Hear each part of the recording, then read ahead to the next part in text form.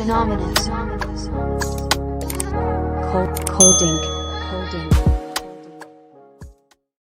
Hello, welcome back to Life's the Seat with me, Jen Simpson. How are you guys doing? How is your weekend? How is your week going? My Canadians, how was Thanksgiving weekend? I hope you guys had an amazing Thanksgiving weekend with your family, your kids, your loved ones, your parents, your grandparents, friends, your friends that were family. Whatever you did this weekend, I hope that you guys had a great Thanksgiving, relaxing. You ate a lot of food and then you detoxed after. If you didn't, that's okay.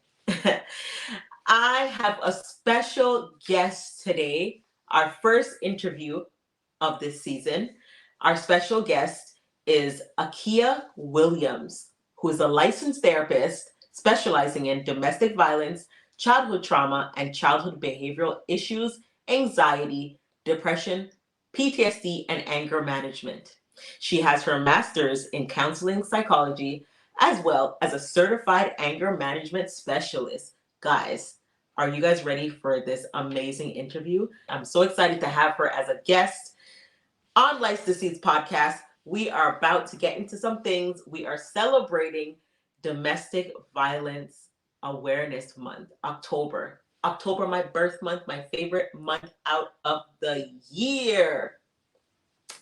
So, guys, we are going to be bringing Akea Williams in now, and we are going to be talking about some things. Domestic violence, guys, it is a huge thing in this society right now, especially child abuse, childhood trauma. Children are going through a lot that we are not addressing, and we are going to be addressing these things today and, talking about some stuff, getting some advice from our specialist, Akea Williams. Hello. How are you doing, Akea? All right, and yourself? I'm okay. And thank you for being a guest of my podcast, Life's the Seat. Thanks for having me. I read a bit about you that you're a licensed therapist specializing in domestic violence, childhood trauma, childhood behavior issues, anxiety, depression, PTSD, and anger management. So that's kind of like a very broad thing. I am a trauma therapist. My specialty is trauma. Okay, trauma. Okay. Mm-hmm. Can you tell me a little bit about yourself? Sure. So I had a bit of a rough childhood. So my biological mother was killed by my biological father when I was about 5 months old. So I was raised by my aunt, which was my mother's sister. I didn't find out that it happened until I was 8 years old. So life kind of changed for me at 8 years old. Kind of, just developed my own coping skills because I wasn't in a household where I was told what happened. I was just kind of told that it happened and that was it. So I made my own stories up, right, of what happened and what kind of people they were, and always kind of feeling like out of place or never really feeling like I had a place, if that makes sense. Yeah. So fast forward, I got pregnant with my son in high school. So I was a teenage mom. And then I just kind of realized that I wanted to, just do something different with my life. So I always say that my son is the reason why I kind of took the path that I did. So in 2017, I started a nonprofit organization where I work with like adjudicated youth, teenage parents, and just general at-risk youth. And I just wanted to be what I felt like teens like me needed, as a teenager, to kind of help them with coping with different situations that they're being placed in and just dealing with different environmental issues that are out of their control. And then, so I did that. I still have that now. And then I went back to school and got my undergraduate in human services, and I became a domestic violence counselor. And I did that for a number of years, and then it just became well, what I know now is that it kind of became too triggering for me. So I would, meet with these clients, men and women who are in these abusive relationships, and it kind of started to bother me. It started making me feel like I wanted to know more about my own family situation, and and I would apply myself to these situations and wondering, like, well, did my mom have to go through that, and is this the things that was going on? So I realized that I needed to get out of that field because it was Yeah.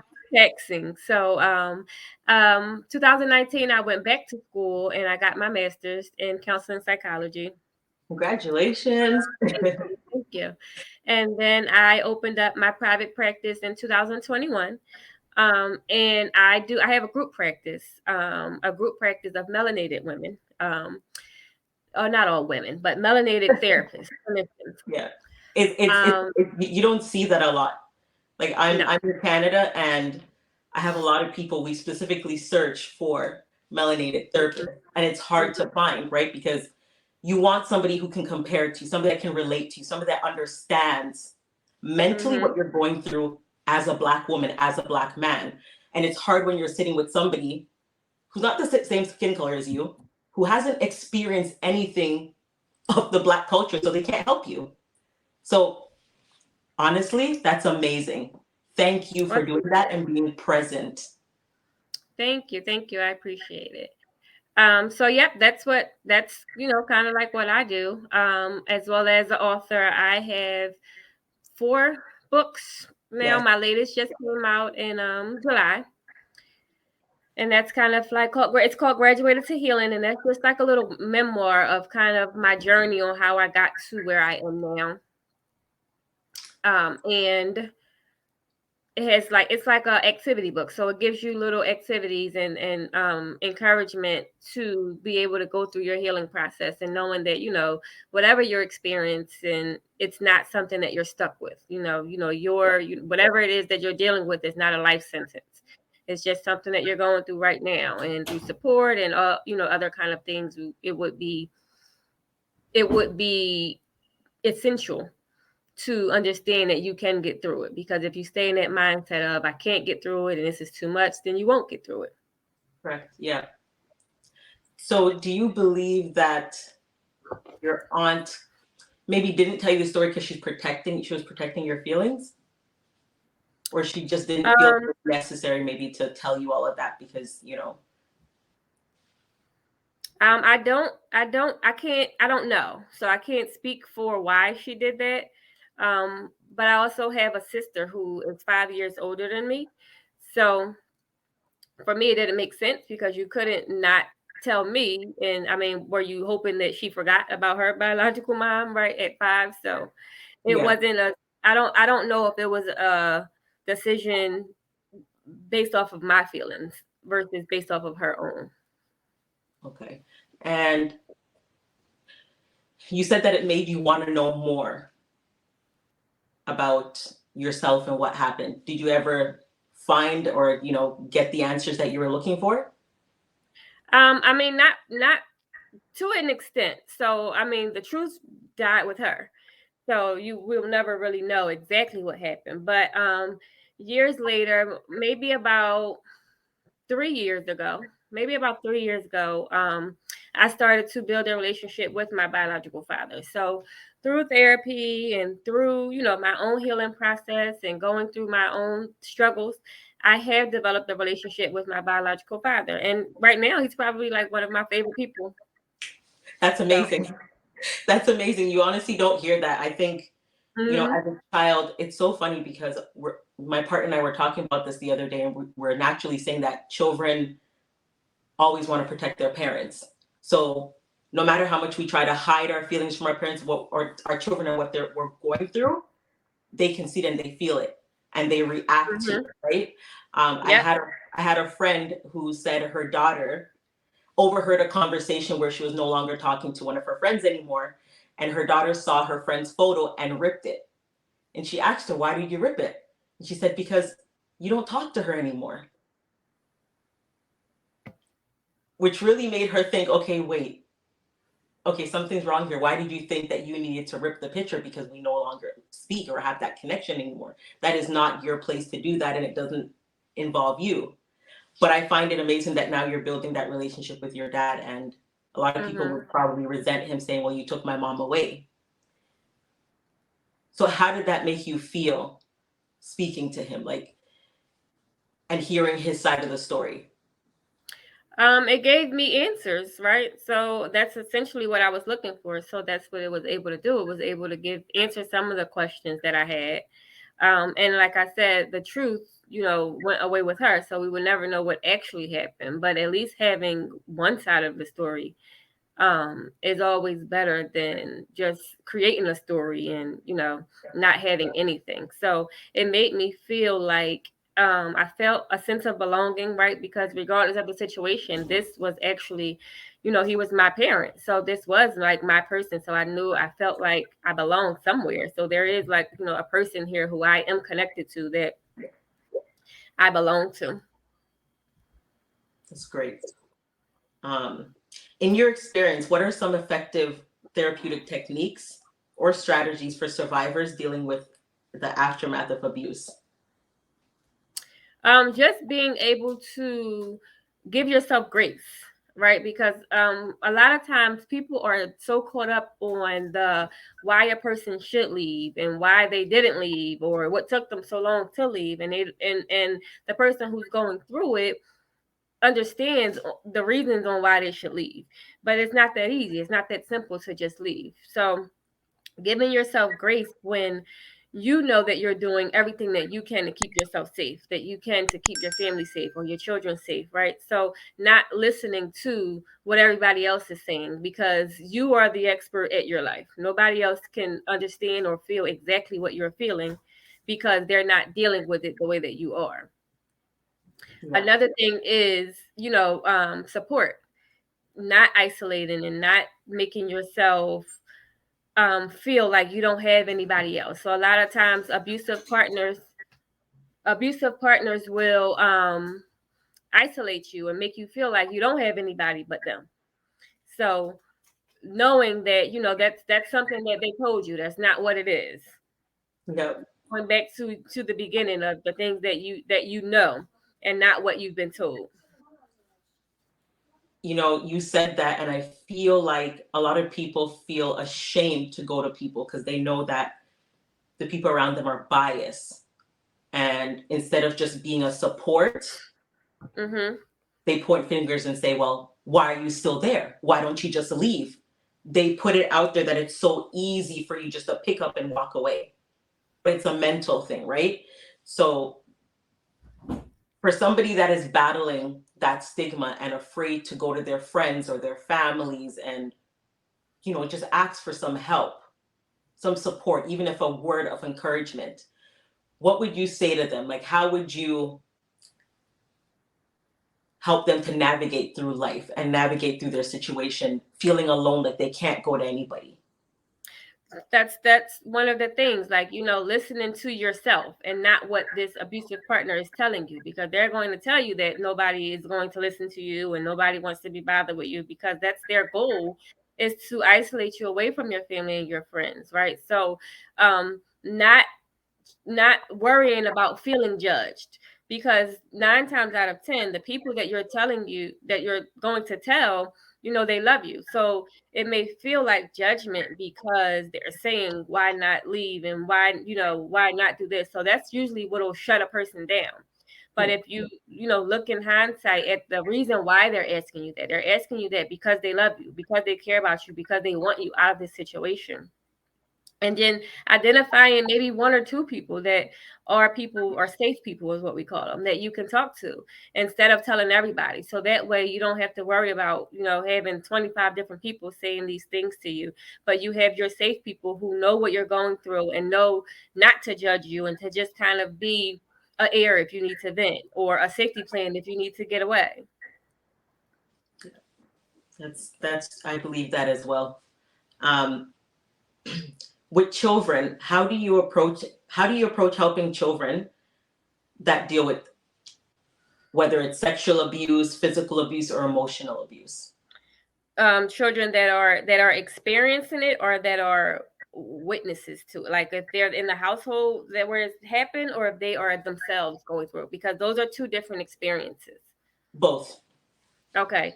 So children going through it is, that's an experience in itself. You have to develop a relationship one with them, because a lot of times there's two pet peeves that I have that we do as parents, because we're taught to do this. So you're always taught stranger danger, right?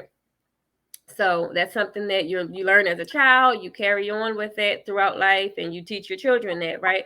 But usually the person that's hurting someone isn't a stranger, right? So now stranger danger implies that you can't go to a stranger to tell them that you need help or to ask for help because they're a stranger, and then the danger is coming from someone that you know.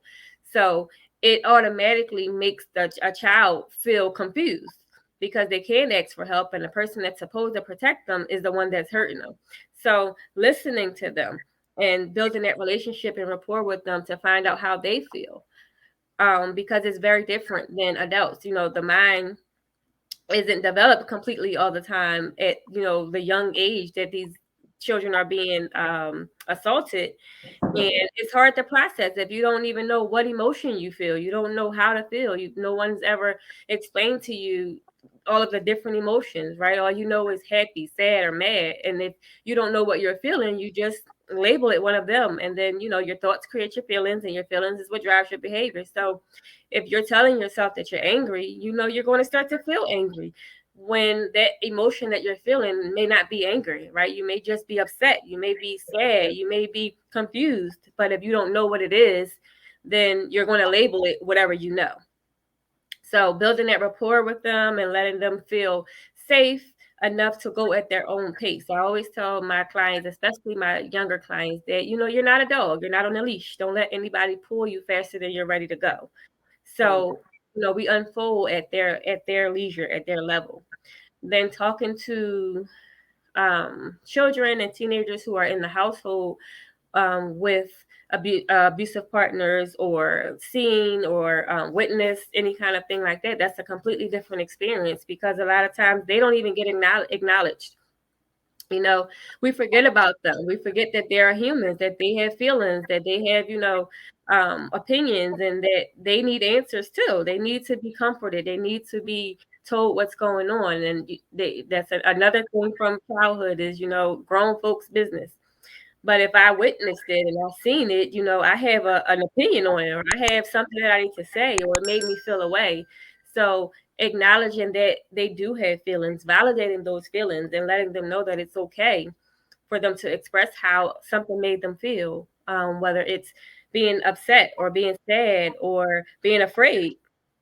A lot of times they get looked over because the focus goes on trying to get help for the person who's being victimized. When in a situation like that, everybody's being victimized who's in the household. Correct. It's funny that you touched that topic, because I went through my own sexual abuse when I was younger, by my uncle. And I was always told, what's in our house doesn't leave the house. We don't tell anybody our business. And you don't talk to strangers. So it was always hard for me to come out and talk about it, because I felt like, you're my uncle. You're supposed to be somebody that I go to, not somebody that hurts me. Mm-hmm. And when I tried to tell my mom about what was going on, she reversed it on me. Like, I was supposed to respect my uncle. I don't want to hear what you have to say. You're a child. Stay in a child's place. Mm-hmm. And I find that a lot of children are going through that right now. Mm-hmm. I have a lot of friends where they're having, trouble with their teenagers, and it's first thing is, oh, they're just bad. They don't want to listen. They just want to follow their friends. They don't know nothing about working. They don't know this. They don't know that. You're judging. You've never sat down with your child and actually asked them how they felt. Mm-hmm. And I've been like, sometimes people think, well, no, I did the best that I could. Yeah, you did the best that you could. But there was something that happened in the home that triggered them, that's making them behave like that. So have you ever had a situation where, you had a client that was a child, but the parents were against it, like they were battling against you? All the time. Okay. All the time. So one, I always separate my sessions. So if I'm doing a individual session, then I should be with an individual client. If I'm doing a family session, then we can have, family sessions. But I always make sure that I am giving my youth a voice because they have one, right? And I always make sure to tell the parents, the first thing that I tell parents when they come into my office is, the parental issues that you're having is because you're trying to parent you. Your child isn't you. You're not raising you. So whatever you wish you would have done and you could have done when you were their age, this is a different generation. Your child has their own experiences. They don't want to do the same things that you want them to do. Give options and choices. Now, of course, some things are for safety reasons, and some things are, that have to be done. But the manner in which it gets done doesn't have to be so aggressive. But in our culture, that's how we were raised. Not because it's the right way to be raised, but because that's how it's always been done, right? But whoever said that that was the right way? Everything in life is taught, whether somebody teaches it to you or you learn from your environment. So somewhere along the line, somebody decided that this was the way that we're supposed to parent. We're supposed to holler and fuss and cuss and, be this aggressive way to our children. And generation after generation, everybody just followed suit. And now we have a generation of youth who are not getting with the program, because now there's so many other things that they're exposed to that's like, wait, I don't have to do this, or I don't want to do it that way, or I like this and I like that. Whereas though we went for so long not having a voice or not having a choice because we weren't even aware that these other things existed. We didn't have so much social media. We didn't have, all of these things that are now at the disposal of our children, where this generation is trying to figure out, why do we have to do everything this way when I can do it this way and it still gets done? And us as parents have issues with being able to understand it because we're stuck in doing it the way it's always been done. So I always remind my parents, if you're coming in here to tell me that X, Y, or Johnny isn't doing this and he should be doing this, you need to be able to explain to me why he should be doing this. Or if him doing it a different way is detrimental to his health, or what's the reason that he has to go to basketball instead of soccer? Why does he have to be, why does he have to go to college and be a doctor if he wants to go to trade school and be a plumber? Right. There wasn't a lot of options for our generation, and our parents, us as parents now, it's kind of like a power struggle because they're bucking against what we wish we would have probably done at a younger age, right? We wish we would have spoken up. We wish we would have had someone to say, like, wait, this child has a voice, right? You wish somebody would have said, Mom, you need to listen to her, right? And now we have all of these organizations and, advocates for our youth and their voices. And they need it. And that power struggle is so strong because parents are really trying to live their lives through their kids.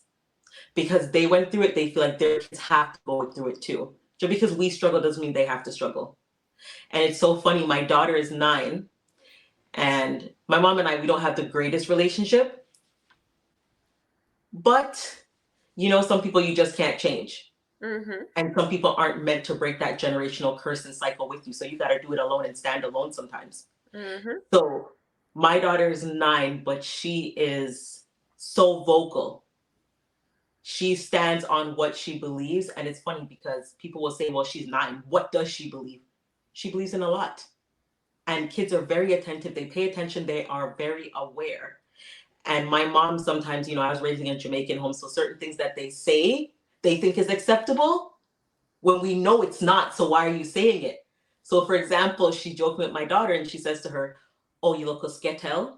So sketel is a word for, it's a meaning of a woman that has multiple partners. Mm. somebody that is all about the place, you know? And Mhm. my daughter looked at her and she's like, what? She's like, what does that mean, Grandma? I'm not a sketel. What does that mean? And she's, to my mom, it looks like she's being combative, but she's not. She's questioning you. Why did you call her that? Mhm. Why do you find humor in that? Why did you use that choice of words? And my kids will say to her, well, Grandma, I don't like the way that you treat us. I don't like the way that you said that to us. Stop. And she'll see it as, the pin of them nana manas. Sorry, that's my Jamaican slang. The kids don't have any manners. And it's like, no, they're telling you that they don't like to be treated like that. You have to listen and try to receive that because you were raised a different way, but this is a different time. Where Mhm. these kids are now standing up for themselves because we were never able to do it.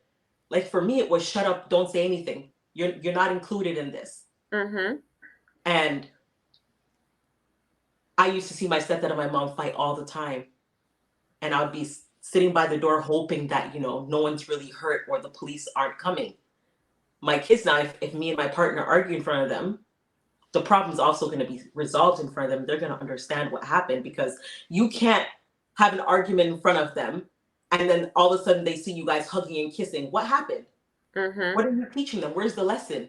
That it's okay to have a disagreement and then show them how to solve the problem. So I see this generation now and I'm like, people are judging them. Oh, these kids, they don't listen. They're this, they're that, they're.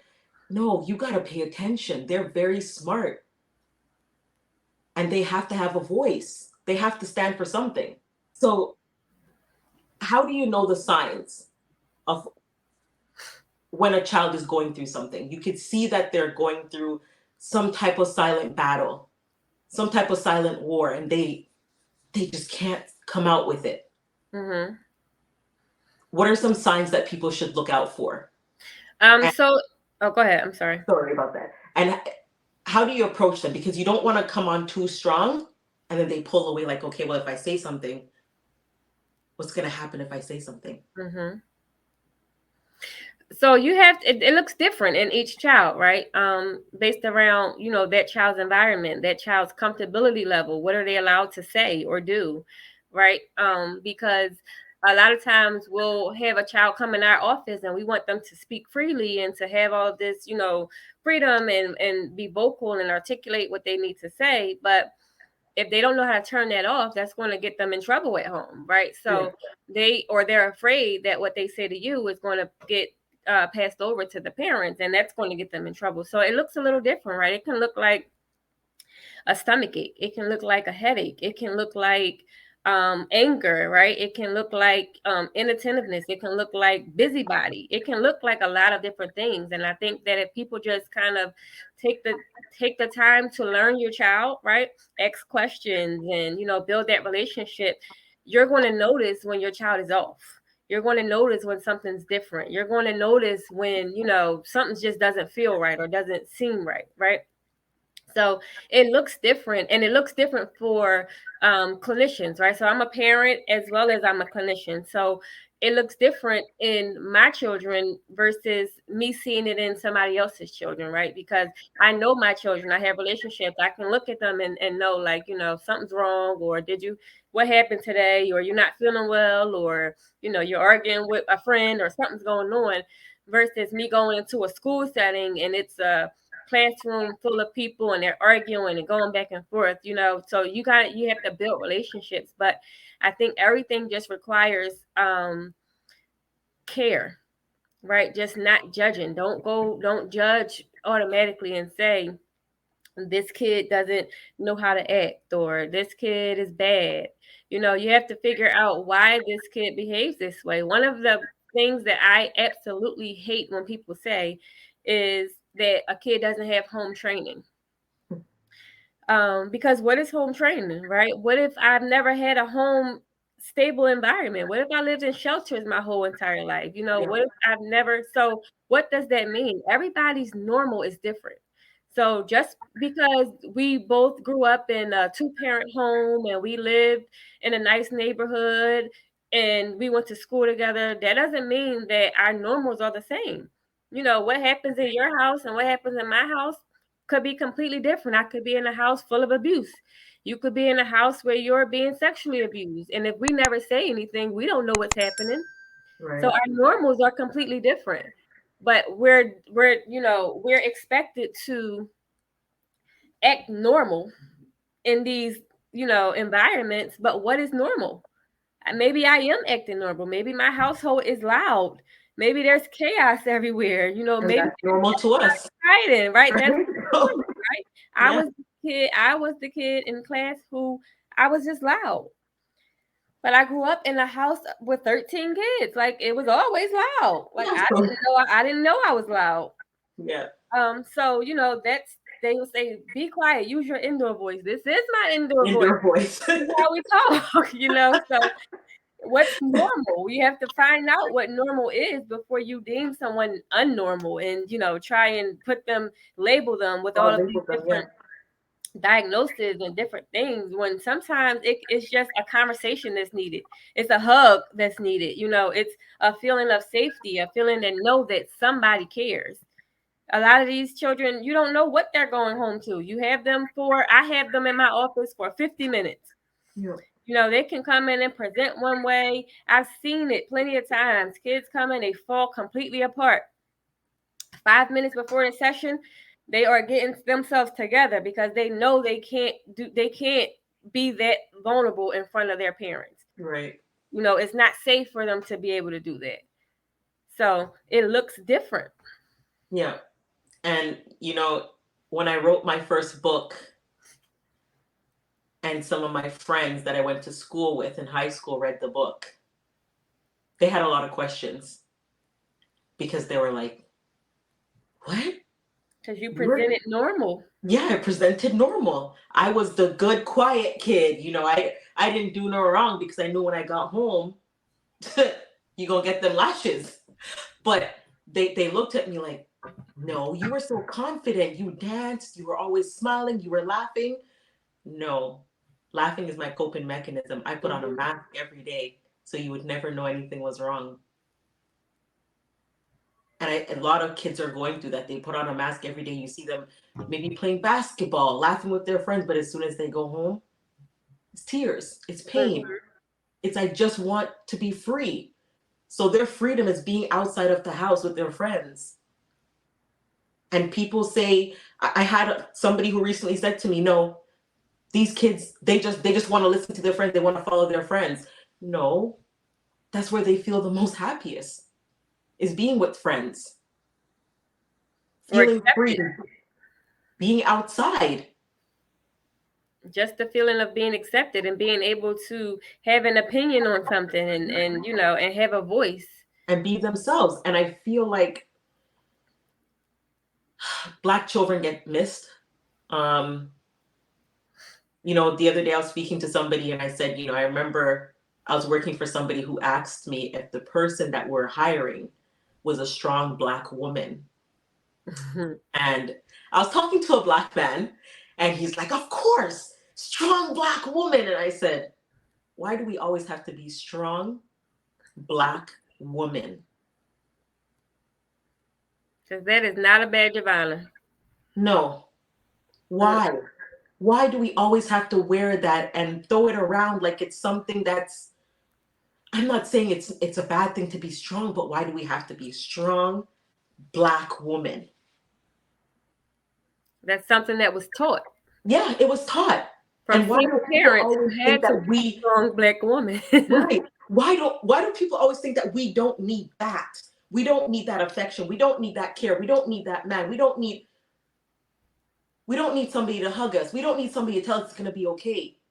It's like our children. They'll be going through the worst and people just label them as bad, troubled. They're a gangster. They're a thief. They just want that lifestyle.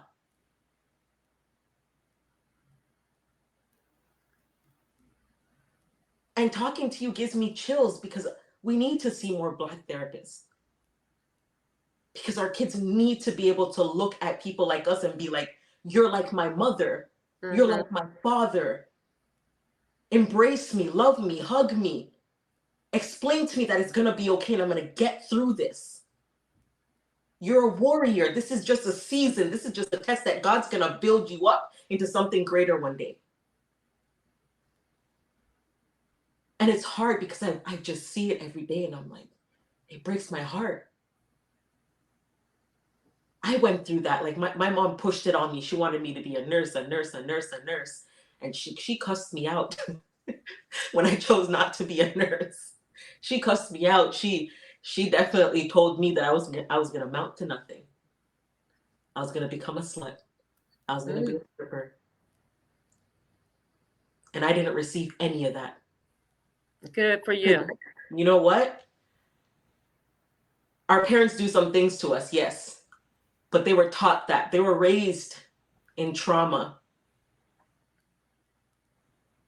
Their parents were going through trauma and end up throwing it onto them. And that's all they know. Yep. So a lot of times, instead of us sitting down with our kids and saying, you know what? I don't know it all. Let me learn with you because I was raised in a toxic environment too, but I love you dearly. And I'm learning that with my kids when I'm downright wrong. And I say, Rashawn, go do your homework. I'm like, baby, I'm sorry. I probably shouldn't have said it to you like that. I love you. I just want to make sure that you do the things that you need to do first in life. Everything else comes after. Playtime comes after. Focus on this first because you're going to grow into a man and you're going to have to learn what priority, responsibility, leadership looks like. So my question is, when you are dealing with Black kids, have you ever experienced where they question the things that they go through in life because of their color or who they are? I mean, I can say sometimes, right? But for the most part, I'm in the urban community. I am seeing all of the population where everybody is kind of struggling and coming, up from nothing. And then I have my upper class, clients, and I think more so the privilege, right? Because I had a conversation with a teenager the other day, and I was trying to explain to him the difference between privilege, right? And he's like, "What do you mean, like white privilege?" I'm like, "No, just privilege, right? Because privilege doesn't have a color. Privilege is an experience, is an opportunity, is something that you were afforded that maybe somebody else wasn't." Yeah. So I had to break it down to a meal, right? It's a privilege to have a meal every day. And he's like, no, I mean, that's something that, that's a requirement. That's something that everybody does, but it's not, right? Everybody isn't afforded that same opportunity to have a meal every day, right? So just breaking that down and letting them understand. I am not a person who likes to utilize the race as an excuse, right? Because I think in this generation, I think there's a lot of information out here. There's a lot of exposure. There's a lot of opportunities, and you just have to be able to understand that you can do it just like everybody else can do it. Now, a couple generations back, completely different, right? We weren't able to do these things because we weren't allowed to do it. But now, where we are, it's a mindset. It's something that was taught to you by people who really couldn't do it. So now you feel like you can't because that's what they told you. When you have to utilize the knowledge. So I don't really like to, I don't really even give a lot of my clients that out, right? Because a couple of years ago, you wouldn't go to a therapist because it was labeled that you would be crazy or it was a bad stigma with it now, right? But now, because the therapist looks like me, you're okay with coming. So it's just about finding what works for you. It's not about just you taking the word as a whole and saying, okay, I don't want to do that because this is what everybody said it was.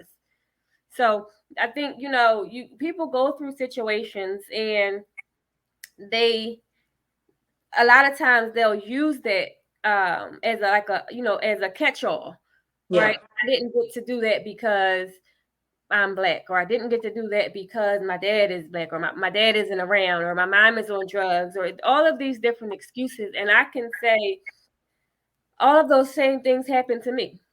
Yeah. Right. And, I could have chosen to do one thing, but I chose to do something else. So what differentiates me from you? Education. Yeah. It's They free. use it as a crutch almost now, as an They use it excuse as not to, and try harder, do it again. I say education is free. They want to argue. No, college is a lie. Yeah, that's not the education I'm talking about. Mm-hmm. You're on TikTok, you're on Google, you're on YouTube, you're on all of these devices that Free is speaking. getting you information, right? Yeah. What is education? It's a way for you to learn.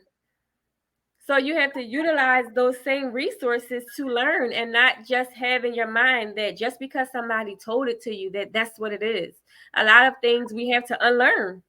Yeah. We have to unlearn a lot of these things that were taught to us because someone taught it to them. But who made it right? Nobody ever said this is right and this is wrong. Yeah. It's not in the Bible that you have to do it this way. No, that's just, we do things because we learned it. I might tie my shoe a certain way because that's the way I learned how to tie it. You may tie your shoe a completely different way, but guess what? Both shoes are tied. Your way or my way doesn't mean that it's right or wrong. And I feel that same way as far as in this generation with race. I feel like we're in an integral part now that we have to be careful with the things that we broadcast and the things that we allow our younger children to see and the exposure that they get, because they're eating it up like a sponge, but they don't know how to dissect it and what to take from it that's the truth and what is the hype to get the people to watch, right? So they just run with it. They run with it and then they apply it. Yep. Okay, so if this is happening to this black person, I'm a black person, so that means it's going to happen today. Yes, you hit the hammer on the nail.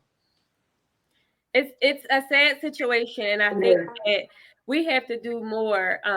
We have to do more of influencing our children to educate themselves and not to just listen to what you hear, not to just, I don't care if you wake up and say, "Is it raining?" I'm gonna say, yeah, no, it's sunny outside. You should have looked out the window to see if it was raining. So if you go outside without an umbrella, that's on you. You can't just take my word for it. Even though I'm mom, everybody's word. Yep. Right? Because that's a title. Before I was a mom, before I was a therapist, before you were a podcast host, before anybody was anything, a daughter, right? We're humans. And guess what humans have in common? Mistakes. All of us. All of us. So before we have a title, we are going to connect on a humanistic level. And that humanistic level makes me believe that I need to reevaluate this and find out if this is true before I believe another human that may have been mistaken. You're talking some stuff tonight, seriously, because since week I was on a live and a parent was upset because her son had ran away from home, and the police said they couldn't do anything because he's 16. She was upset about it, obviously, because they weren't picking up their feet, and clearly they already been in contact with the child who said that he doesn't want to go back home. And there's nothing that they can do about it. They can't physically force him, go back home with your mom, because they don't know what's going on in the home, right? And she shifted the energy to racism. Oh. Yes. And she said, if it was a young Caucasian boy, they would have been up and running and doing this and putting out Amber Alerts and doing X, Y, and Z. And I've seen a lot of people in the comments responding and receiving what she was saying instead of stating facts and the law. Because there's facts and then there's the law and what they can do. A police officer cannot physically grab that child and bring him back to your home. Regardless of what color he is. No matter what color he is. But you decided to offload your anger onto them because you didn't like the response you got, right? But there's nothing that they could do. Now, you as yourself could have said, you know what? I'm going to do my research. Really, pick up a book. You can even go on the internet, study the law. Free education. right? Study the law. You wouldn't have went on social media and fueled people with this negative energy, because that's negative. Because you're making them believe now, because your son was Black, they didn't care enough to search for him. And that's not the truth. My concern wouldn't even be that. My concern would be the fact that you're on Instagram pouring this negative energy instead of having a conversation with your son on why he doesn't want to come home. I mean, did anybody in the comments mention, hey, well, why doesn't he want to come home? What's going on in that household that he doesn't feel welcome? And that would have been a great topic, because we all have teenagers now. Most of us, I have a 13-year-old. Mm-hmm. And it would have been a great conversation that I would have tuned into and said, you know what, let me pay attention to these signs. Maybe I'm doing something wrong as a parent and I don't want my son to go down that same path. Right? But I was going to say something. I'm like, you know what, let me come off of this live, so I could see that you fueled people in the wrong way, and you cannot do that. But these people have to be smart enough to go and do their own research. And that's where we lack, because it's easier to just follow what somebody else said, right, versus find out the information on your own. And I tell my clients all the time, I say, you have fact and you have fiction. As humans, right? This is something that we all do as a human. If we don't know the facts, we make it up. Yep. Right? We're going to assume. We don't care what it is, but we're going to make it up. But the issue is, we always assume negatively. We never assume positive. We automatically jump to negative. So I always tell my clients, if you're going to make it up, guess what? Now you have made it your story. It's yours. You own it. Yep. So if you own it, make it make sense for you. Make it be something positive, not something that's going to hurt you. Make it, you're making it up anyway. Yeah. So make it be something that's a happy ending. Why does it have to be a negative ending? Exactly. It's yours. I find it with DV clients or people just like myself, when they come out with their story and they're trying to get help now, people formulate what could have happened in their head instead of asking. Just ask. When I came out about it, my grandma died on November 13th of last year. And it's so funny because everybody they made everything about me and not her. They all wanted to attack me.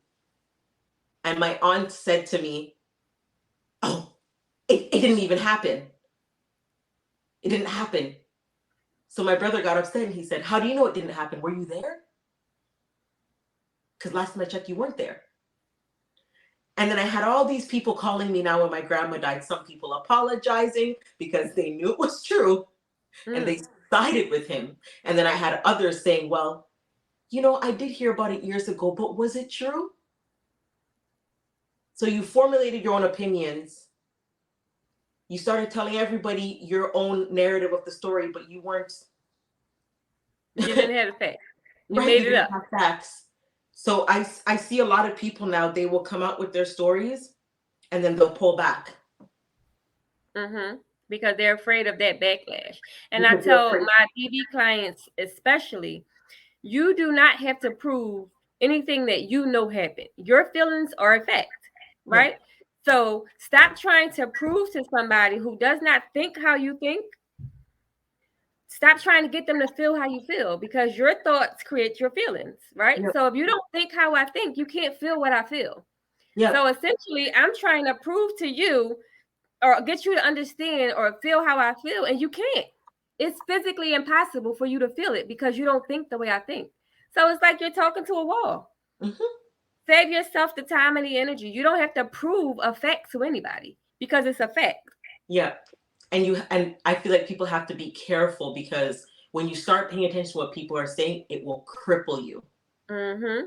It will cripple your physical movement and your mental movement. Have you questioned something that you know happened because it happened to you? It almost crippled me. And I can firsthand say it almost crippled me. I started to say, how am I going to pull these books off of the internet? Maybe it's my fault. Mm-hmm. Maybe I let him on, and this happened to me because it's my fault. I wanted it. Ooh, it almost crippled me. Crippled me from living my life and Mm-hmm. doing my purpose. And people really have to pay attention and not let certain people speak into them because words are powerful.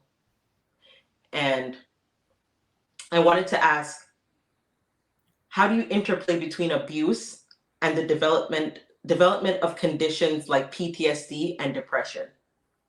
How do I missed the first word. Interplay. Between abuse and the effects of it? Is that Yeah. what you're asking? Yeah. So one of the things that I like about being a trauma therapist is that I get to share that, trauma is what happened to you, not never what happened because of you, right? But just like you said, because we as humans, we always need to figure out the why. We always need a fact, right? And if we don't have a fact, then we create one. Yeah. So this happened to me. It must have been my fault. I must have asked for it because it happened, right? There's no other explanation. So that's what we come up with. And Mhm. then we live with that. So now we're blaming ourselves for these things that happen to us. So it's like you're carrying around all of this baggage when it's not even yours. So when we start to peel back the layers and we start to go through, I use a modality called CPT. So it's cognitive processing therapy. It's not CBT, not cognitive behavior therapy. It's processing therapy. And Okay. this one I like to use with trauma clients because it shows you things that you're stuck on. And a lot of times we're stuck on things that people said to us because we had no other explanation. So this had to make sense, right? So we keep it, right? Yeah. But what I always tell people is if it's attached to a pronoun, right? And we all know what pronouns are: he, she, they, them. It's not you.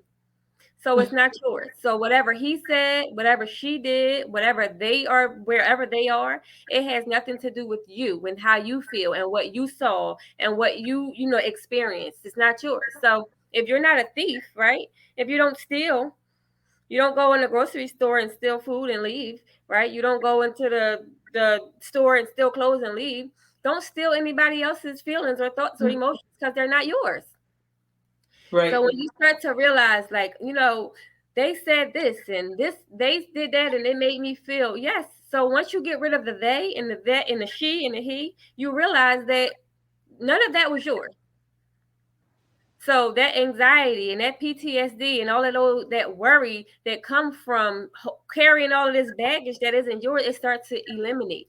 It starts to go away because now we're processing what you actually went through as opposed to the reasons that you felt like you went through it. Right. I like that. I really like that because that's something that I had to do. I had to separate all of them from me mentally. Hmm. Turn off the noise. And they're titles, right? Yeah. Because a mom is a title, a brother, a uncle, a sister, they're Yep. all titles.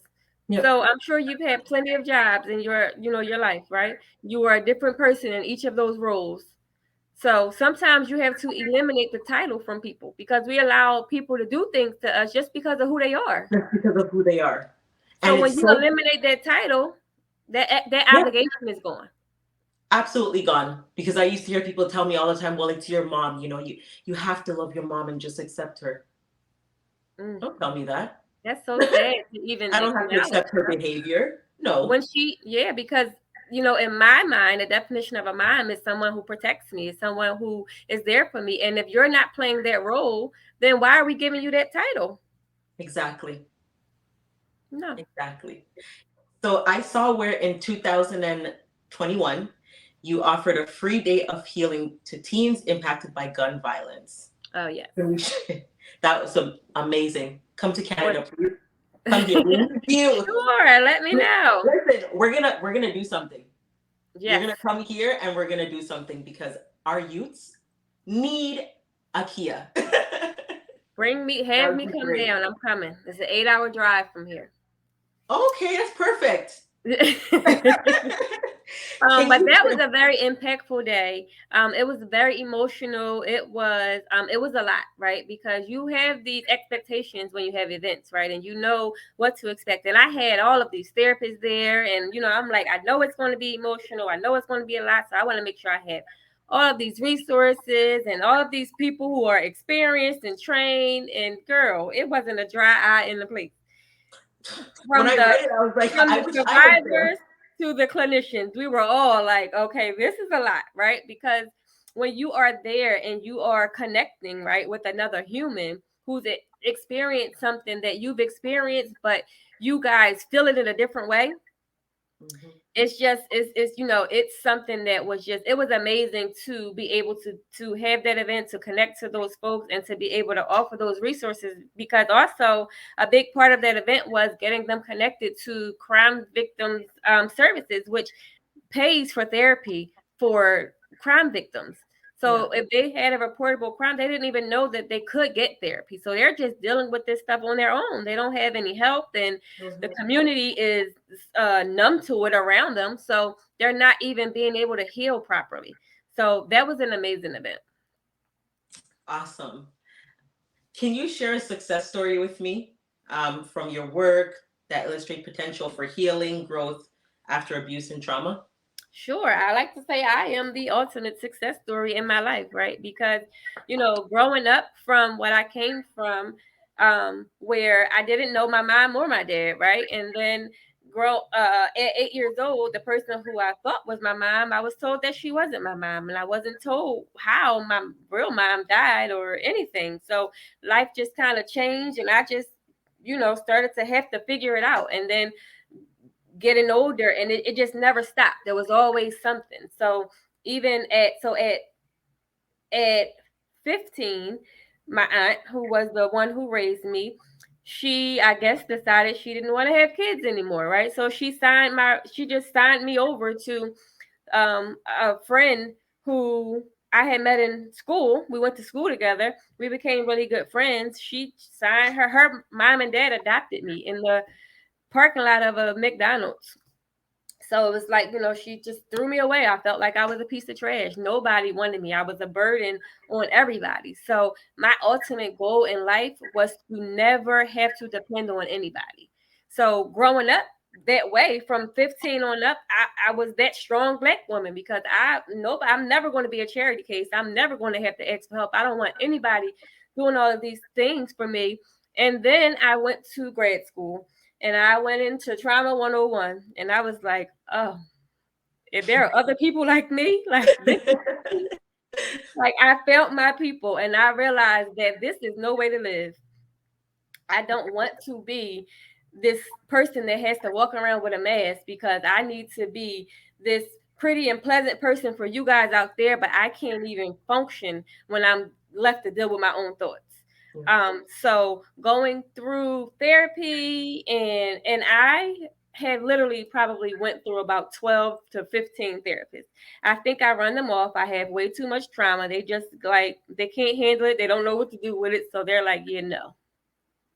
So even finding that support to be able to say, okay, listen, I'm going to help you with this process, because this is something that happened to you. It wasn't because of you, because you couldn't tell me that it wasn't my fault that he killed her. Like, I'm like, well, maybe I was a crybaby and she couldn't get me to be quiet. And that, like, I had all kind of stories that I had made up in my mind just to find out that it was an accident.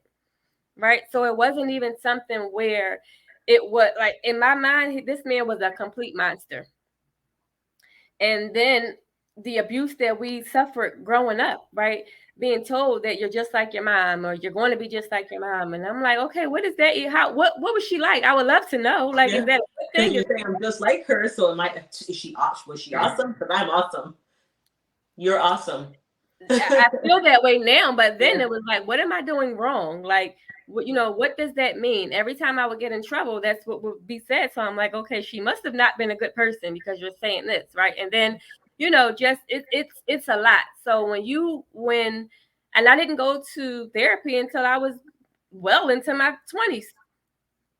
So, that was a lot of just carrying around a lot of things that didn't even belong to me. It wasn't mine. So I always say that I am my biggest success story, because I don't know another person who has went through what I've went through and still is able to feel how I feel, right? And Yeah. I can't say to do what I do and to impact and do all that, because there's plenty of people that have trauma and that is able to give back. And so that's never what my success is about. My success is about me feeling peace within myself, and me being able to look at myself in the mirror and know who I am and be okay with it, and not feel lost, not feel unwanted, and not feel, like a burden to the world. Now, I am a light to the world, and I am my biggest cheerleader. So that's my success, being able to finally accept who I am and be okay with it. Amazing. I love that. I love that that was your answer, because I feel like a lot of people don't see that they're a success story. Mm-hmm. They talk about all the things that they accomplished in life. Okay, I got an award for this. I did this. I opened that. I made this amount of money. But you're right, you are your biggest success story. When you really look back at your life and see what you went through and where you are now, that's a huge success story. Mm-hmm. A lot of people don't make it that far. They don't even Absolutely. make it out of their trauma. They live in their trauma consistently in their head. Mm-hmm. And they even haven't even found the courage yet to go and get help, get therapy, speak to somebody about what they're going through, and dust themselves off. Because maybe it's something that isn't even offered in their community. Maybe it's Yeah. something that, they are going to get someone who doesn't look like them and is going to judge them or tell them that they need to take 22 different pills in order to survive. So there's so many reasons why people aren't getting the help, which is why I work so hard to try and implement different services. And you can call it, I tell clients all the time, if therapy is a trigger for you, I don't care if you call it a mentor, a coach, you can call me Kiki from the block. As long as you come sit down and we have this conversation so that we Yeah. can get through to process some of this stuff and get you on the road to healing. That's all that matters. Yeah. I seen that you wrote something. Um, you said the PTSD is very real. Everybody's experiencing secondhand trauma. It's everywhere. You see it on the news. You can be sleeping in your bed and you hear the gunshots. Everybody has a heightened awareness. Everybody's afraid right now. When you wrote this, what were you like? What was your thought process? So we are in Philadelphia, where our murder rate is ridiculous. We have more murders than we have had days in the year, and it's became our norm, right? So it's nothing to wake up and watch the news and 6 teenagers were killed last night. It's that's just a thing, right? So I always talk about I have a 20-year-old son and I have a 13-year-old daughter. I have a 17-year-old daughter too, but my 20-year-old son and my 13-year-old daughter, their life experiences are completely different, right? Mm-hmm. Like my 20-year-old son was able to experience some life, some sense of a different kind of normalcy without all of these murders and all of this crime happening. Whereas though my 13-year-old, that's this since she's been alive, this is what's been going on. So for her, that is normal. Yeah. So it's like we have a heightened sense of awareness because we know that it's not something that should be normal. But that generation, they live in fear. Yeah. So when I wrote that, it's something to address. Even with being a therapist, you have to have your own therapist. You have to have your own person that you can rely on to release all of those emotions, because secondhand trauma is a thing. When you're dealing with all of these kids and all of these families who are losing people left and right, you're a human. Yeah. So you're going to feel, you're going to Naturally have feel it. empathy. You're going to, and then you're also living here. So your family is affected by these things. Yeah. So it's definitely something that is ongoing. And I believe, especially in this city of Philadelphia, everyone in this city needs therapy, Yeah. because it's just the stuff that we have to see every day, walking down the street, different things that our children are exposed to wouldn't be accepted in other parts of the world. But here, it's our children's norm. So that secondary trauma is important because they don't even realize that it's firsthand trauma because they're used to it. It's the Yeah. secondhand trauma when it affects them. That's when they like, oh, wait, this makes me feel this way, or this person passed away, or this person got killed. Then they realize that they feel away. I definitely know about secondhand trauma because I would hear stories about certain things that it would re-traumatize me because I already Mm-hmm. went through it. So Mm-hmm. I had to mentally decompress and, deal with myself and figure out why was I re-triggered by that. Yeah. And maybe it wasn't, maybe I didn't even get over it. So that's why every time I heard the story, I Yeah. was traumatized. So you have some exciting news. On October 29th, you're having an I event. do. I am. So October is Domestic Violence Awareness Month. Yes. And I always do some sort of fundraiser or something because we actually offer free services to survivors of domestic violence. So they get free counseling. And this October 29th, we are doing a tailgate with a twist. So it is an Eagles game. And it'll be a fish fry fundraiser where you will be able to watch the game as well as, mix and mingle and just have a good time. And we're doing it all for a good cause so that we can continue to support our families that are impacted by domestic violence. So I'm very excited about that. I'm super amped up. You can wear a Halloween costume, or you can wear Eagles gear, or you can just come as you are, And and how we're going could to have a good time. and how could people purchase tickets? It is on Eventbrite. It's called Tailgate with a Twist. You can, I guess, look it up by that name, or you can even put in my name, and my Eventbrite link will pop up, and you can purchase. You can donate if you can't come. All of those options are right there on the Eventbrite, or they can also reach out to me via social media, and we can connect there. And if somebody wants to support or donate, they can do that through Eventbrite Yeah. or So, well, they can contact me via social media at Akea _therapist or Akeas Her Inc. And everything, all of the links are in my bio. So the donation link is there. All of the services that we offer are there. So that's the best way to contact. And I am also very present. So I like that people are always say, like, I can't believe you messaged me back. And, so I'm very present with my engagement, trying to talk to people who are reaching out, because that's a big step. Just reaching out is a big step. So Instagram, Facebook, Akeas Her Inc. is all the same, and Eventbrite, that is also Akeas Her Inc. yeah, perfect. Could you leave some advice for anybody that's going through domestic violence or any type of trauma they're experiencing in their life? Absolutely.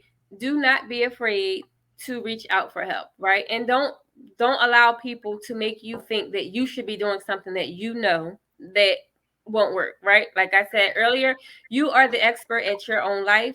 Nobody else is living in your shoes. So whatever you have been doing, you have been doing a good job because you're still safe, right? So don't let someone tell you to make a move that can be put you in jeopardy or your family in jeopardy. Take your time and utilize the resources. There is domestic violence hotline numbers. There's crisis numbers. There's all kind of help available. Don't be ashamed or feel judged to reach out for help, because it can save your life. Thank you. Akea Williams, it was a pleasure having you. It was Thank a you so much. pleasure speaking with you. You have a tremendous purpose. And Thank I you. Thank you. I thank God received that. I thank God that you are present, you are active, you are aware, and you're doing the damn thing. You're doing God's work. You're doing what you were ordained to do. We Thank need you. Thank you. you. Keep pressing through. Keep working on yourself, because when you work on yourself, you're able to deliver more to our people and the youth and the Absolutely. people that need you. Thank you so much for taking the time to be my guest today. And I hope to have you on another episode because we have a lot more to talk about. Sure. We are connected now. So just keep in touch. And whenever you need me, just reach out. I will. Phenomenous. Cold ink.